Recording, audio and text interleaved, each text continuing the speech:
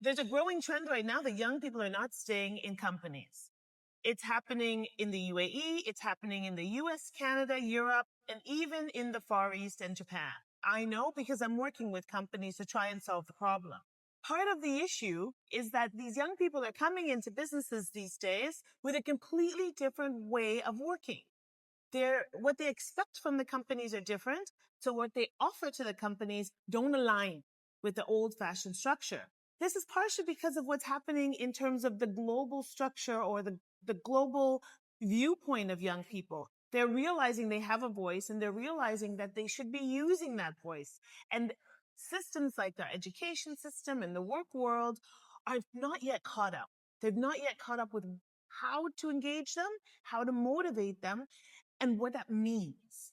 I work with schools, K-12, higher education, tertiary, to help them understand better what are the values of young people and how can they develop education models that will engage them. What does that mean for business? If we can translate that into these young people going into the work world and businesses looking at and understanding through private-public partnerships with schools to see how they can actually learn from engagement and motivation techniques so that they then can continue to keep that talent that they've invested so much money, time, and energy into growing and bringing into their companies, they will find less attrition and much better success rates in terms of innovation, in terms of being able to pivot in our crazy world right now. We call it a VUCA world, was very uncertain and very volatile. And they'll find that having 5 generations, as there is right now in business, is actually not as difficult to manage as they think.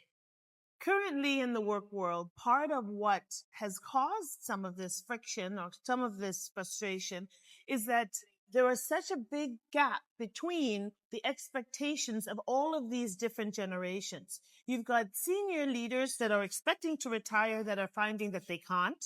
You're finding a huge generation, probably about 2 generations of middle management that are hoping to move up, and it's taking a little bit longer than they expected, some of which are also discontented with the work that they've been doing, either because they haven't been given certain opportunities or because the work that they're doing doesn't align with their own values. And then you have young people coming in that are a lot more values focused, that are expecting more out of the business.